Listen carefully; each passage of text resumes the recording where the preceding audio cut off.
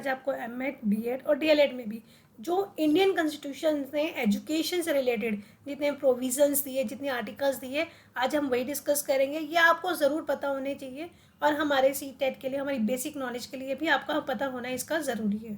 तो चलिए आज हम जल्दी से क्विक रिविजन्स करेंगे उन सारे आर्टिकल्स की। तो सबसे पहला आर्टिकल जो आता है हमारा वो है आर्टिकल 45। आर्टिकल 45 आपको पता हो या याद रखने के लिए ध्यान रखिए कि हमारे भारतीय संविधान के अनुच्छेद 45 मतलब 45 के तहत इसमें हमें क्या दिया है, 6 साल से कम उम्र के बच्चों के लिए प्रारंभिक शिक्षा और देखभाल की व्यवस्था की जाती है। मतलब आप लगाइए 6 साल से 14 साल तक के जो बच्चे होते हैं उनके लिए आपकी ये आर्टिकल अनुच्छेद 45 है। इस आर्टिकल के अकॉर्डिंग सभी राज्यों को जो कि इस उम्र के बच्चे जो 6 से 14 साल के बीच में आते हैं उनके लिए एजुकेशन और उनके लिए देखभाल की व्यवस्था सभी स्टेट्स को करनी चाहिए। अगर मैं आपको समझाना चाहूँ तो 6 साल से कम उम्र के बच्चों के लिए प्रारंभिक शिक्षा और उसकी देखभाल की व्यवस्था इस आर्टिकल के तहत की जाती है। और ये भारत के सभी राज्य को उनका कर्तव्य है कि वे अपने राज्य में 6 साल से कम उम्र के बच्चों के लिए प्रारंभिक शिक्षा और देखभाल की व्यवस्था की कोशिश करें। इसके लिए उन्होंने यही कहा है कि प्रावधान किया गया है कि आपकी इंटीग्रेटेड मतलब बाल विकास जो होती है ना, समन्वित बाल विकास योजना, इसके रिलेटेड कई कार्यक्रम गवर्नमेंट ने चलाया है, जैसे यूनिवर्सलाइजेशन ऑफ एलिमेंट्री एजुकेशन, आपको पता है यूईई बोला जाता है इसे। तो ये सारे आर्टिकल्स जो हमें 45 में आते हैं। अगर इंग्लिश में कहा जाए तो provision for free and compulsory education for children the state shall endeavour to provide within a period of lords from the commencement of the constitution for free and compulsory education for all children until they complete the age of 14 years। मतलब अगर वो बच्चे 14 साल से तक जब तक नहीं होते तब तक उनकी शिक्षा का पूरा दायित्व हमारी गवर्नमेंट का होता है।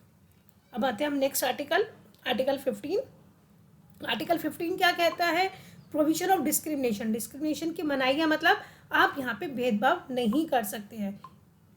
अगर हम इसमें बात करें तो आर्टिकल 15 के अनुसार किसी भी राज्य को किसी भी नागरिक के साथ जाति, धर्म, लिंग, उनके जन्म स्थान, उनके वंश के आधार पर आप किसी के साथ भी भेदभाव नहीं कर सकते, क्योंकि किसी भी भारतीय नागरिक को जाति के, उसके धर्म के, उसके लिंग के अनुसार कि वो आदमी औरत है आधार पर हम उनको यहाँ पे है कि आप कभी पब्लिक प्लेसेस पे नहीं जा सकते, आप इस मंदिर में नहीं जा सकते, आप रोड पे नहीं चल सकते, ऐसा करने से आप नहीं रोक सकते।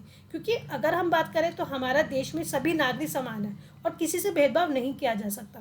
क्योंकि बच्चे और महिलाओं के लिए थोड़ी सी बात अलग हो जाती है कि आप उनके लिए आर्टिकल में होता है कि आप मुफ्त एजुकेशन दे रहे हैं। बट टीचर जो औरतें होती हैं उनके लिए जॉब के लिए भी कुछ एज की रिलैक्सेशन होती है। तो यहाँ पर सभी राज्यों को सामाजिक और शैक्षिक रूप से पिछड़े जो लोग होते हैं, SC ST होते हैं, उनके लिए भी आपके कुछ स्पेशल उनके लिए अनुबंध बनाए गए हैं, कॉन्ट्रैक्ट बनाए गए हैं। तो ये आर्टिकल सभी के अधिकारों का उद्देश्य, इसका मतलब इस आर्टिकल का उद्देश्य क्या है कि हर नागरिक सम्मान के साथ अपना जीवन जी सके और किसी के साथ किसी भी आधार पर भेदभाव ना हो। और ये सारे जो मैंने आपको बताया कि caste, race, sex, place of birth, किसी भी तरीके से उनके साथ डिस्क्रिमिनेशन नहीं होना चाहिए, भेदभाव नहीं होना चाहिए। होप सो आपको ये समझ में आ रहा होगा। अब हम आर्टिकल 29 की बात करते हैं। तो आर्टिकल 29 क्या कहते हैं, protection of interest of minorities. Interest of minorities का मतलब आप क्या समझेंगे कि आप किसके लिए बात कर रहे हैं, मतलब आप किसके जो माइनॉरिटीज़ में आ जाते हैं, जैसे SC STs होते हैं, SC ST मतलब शेड्यूल कास्ट, शेड्यूल ट्राइब्स। तो citizen in India territory having distinct language, इनकी अपनी अपनी अलग लैंग्वेज होती है। जैसे आपने भील जाति सुना हो, जब हमारे हिस्ट्रीज पढ़ते हैं आप तो उनके अंदर छोटी छोटी गोंड जातियाँ हुआ करती थी, उनके कल्चर्स अपने होते थे।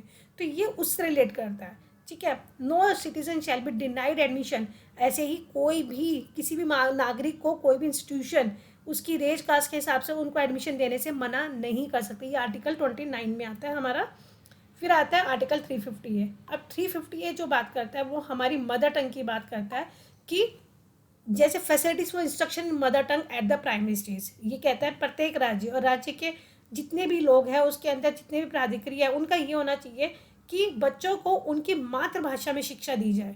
मतलब उनको जो सुविधाएं हैं, और अब आपको पता है जो न्यू एजुकेशन पॉलिसी है उसमें भी यही कहा गया है कि बच्चों को प्रारंभिक जो शिक्षा दी जानी चाहिए वो उनकी मातृभाषा में दी जानी चाहिए, क्योंकि आपको भी पता है कि बच्चे का पहला स्कूल उसका घर होता है जहाँ पे वो अपनी मातृभाषा सीखता है।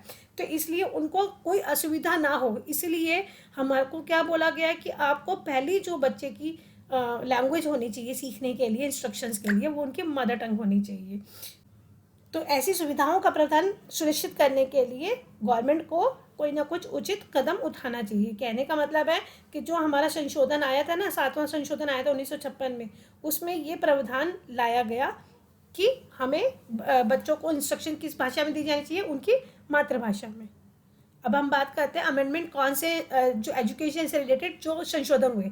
जैसे मैंने अभी आपको संशोधन बताया कि 1956 के संशोधन, 7वें संशोधन के द्वारा हमारा 350A आया था।